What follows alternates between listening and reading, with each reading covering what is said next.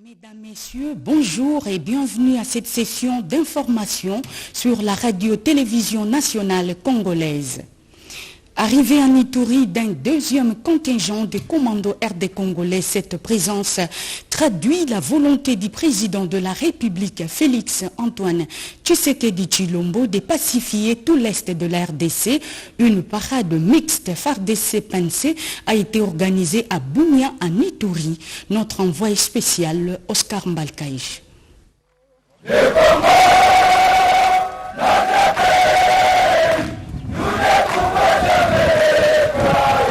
C'est des colonnes de véhicules Kamaz tout-terrain bourrés de commandos qui sont entrés à Bunia, chef-lieu de la province de l'Ituri, sous les regards du vice-gouverneur, le commissaire divisionnaire Alonga Boni Benjamin et les ovations de la population.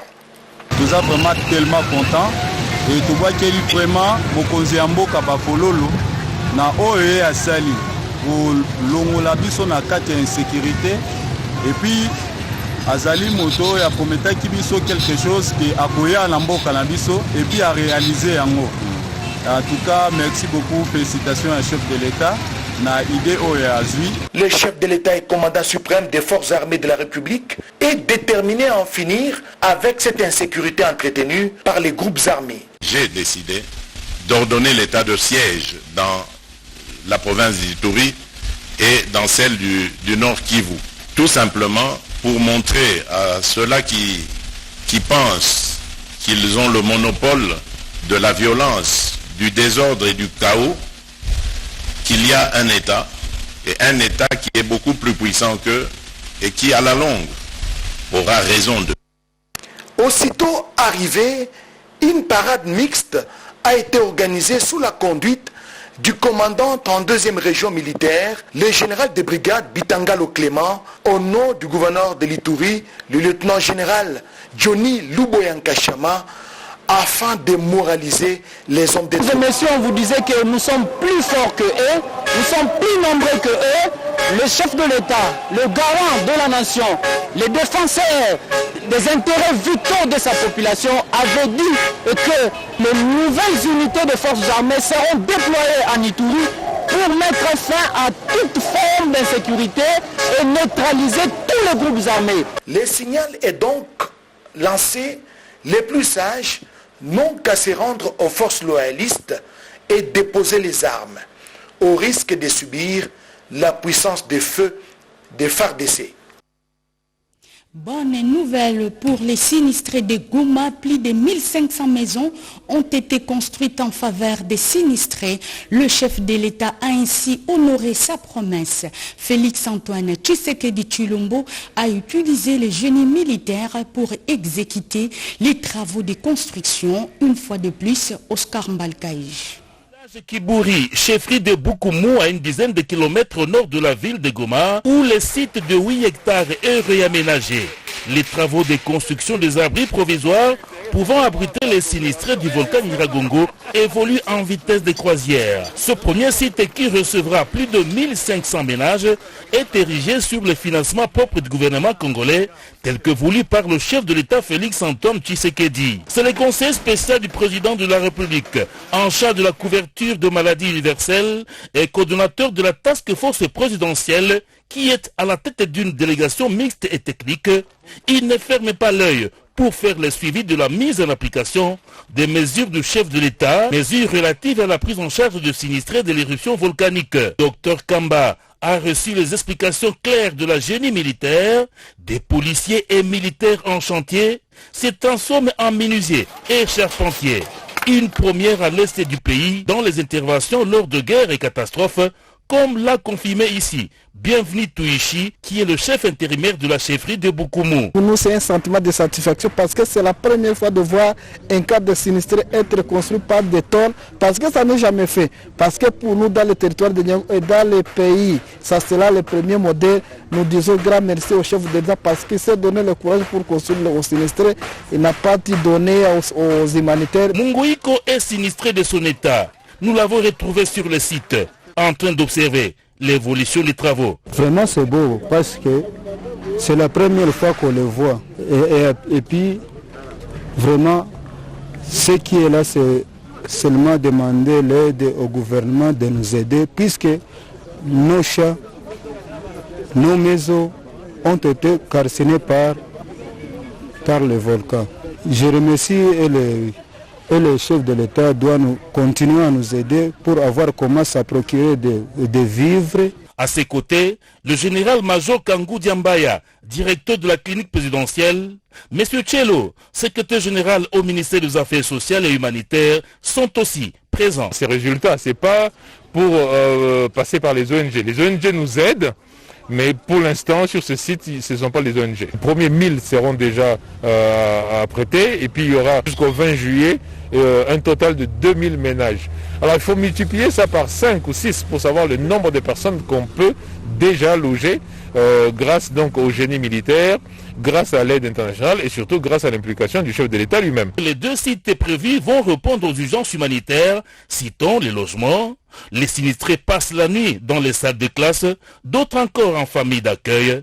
Jusqu'au 20 juillet, ces logements seront disponibles, comme l'a rassuré le conseil spécial du chef de l'État, Dr Roger Kamba.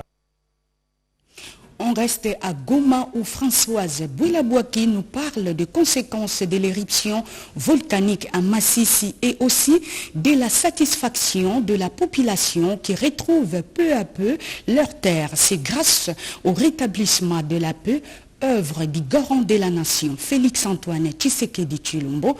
Suivez ces reportages. Les conséquences de l'éruption volcanique de Nyiragongo ont été ressenties jusque dans les prairies de Massissi, des étendues à perte de vue. Emmanuel Kamanzi a subi des pertes. Quand la fumée monte haut, quand ça tombe dans nos fermes.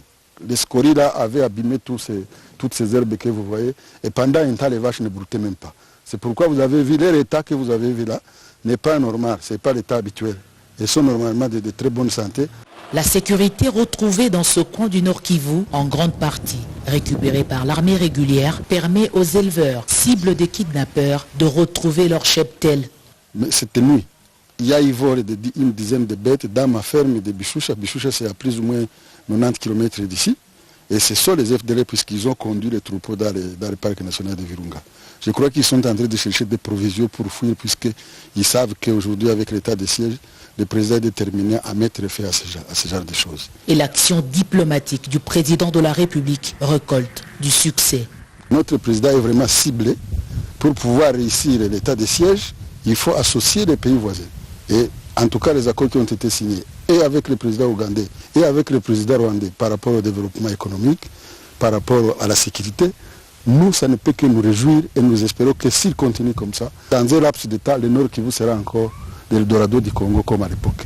Avec son âme d'enfant, le président de la coopérative des regroupements d'éleveurs du Nord Kivu s'accroche aux rayons du soleil pour maintenir ses activités. Retournons à Kinshasa, précisément à l'Assemblée nationale où le président Christophe Mbosso Nkodiampouanga a présidé la réunion du forum parlementaire de la 49e session de l'Assemblée plénière de la SADC par vidéoconférence avec comme thème « Optimiser la ZLCAF pour la reprise économique post-Covid africo-centrale ».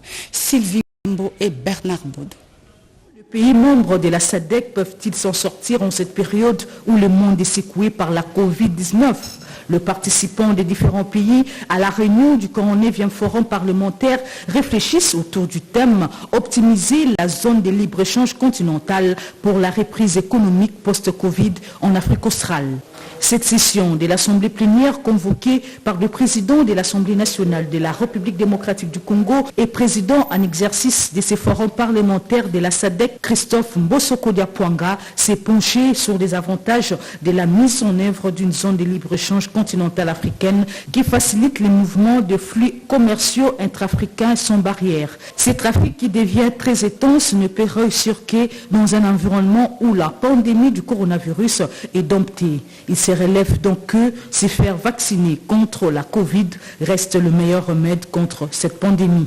Au forum, nous nous engageons à aider les États membres à trouver les voies et moyens de se remettre des effets négatifs de la Covid-19. Le thème de la présente session insiste sur la nécessité pour la région de la SADC de promouvoir la coopération régionale et d'envisager les solutions innovantes qui peuvent favoriser l'intégration régionale tout en augmentant les flux commerciaux et les produits intérieurs bruts par habitant au sein des États membres.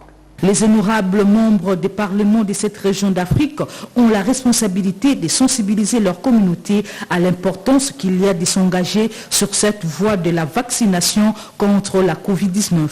Le speaker de la Chambre basse du Parlement de la RDC et président du Forum parlementaire de la SADC a déjà donné le ton à Kinshasa avec le contact pris pour que le député prenne le vaccin. À présent, je vous laisse suivre les directs de Goma.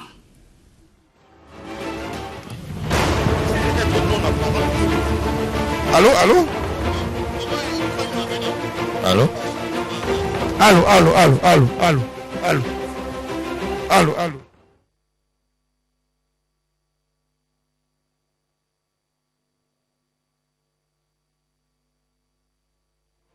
Antenne, ouais.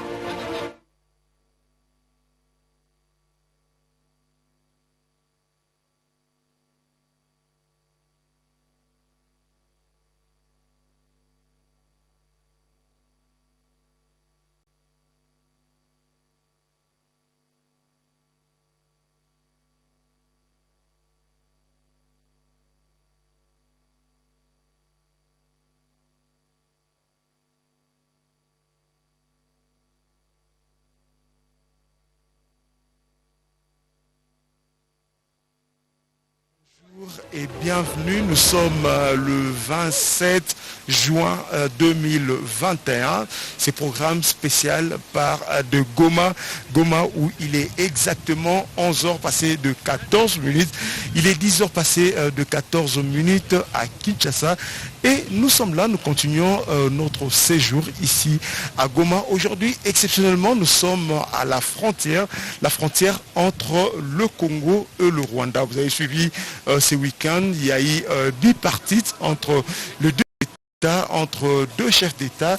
Le Congo et le Rwanda, on a signé des accords de coopération. Et aujourd'hui, nous sommes justement venus pour nous rendre compte de la vie ici à la frontière. Vous voyez derrière moi les personnes qui sont en train de traverser. Donc c'est ici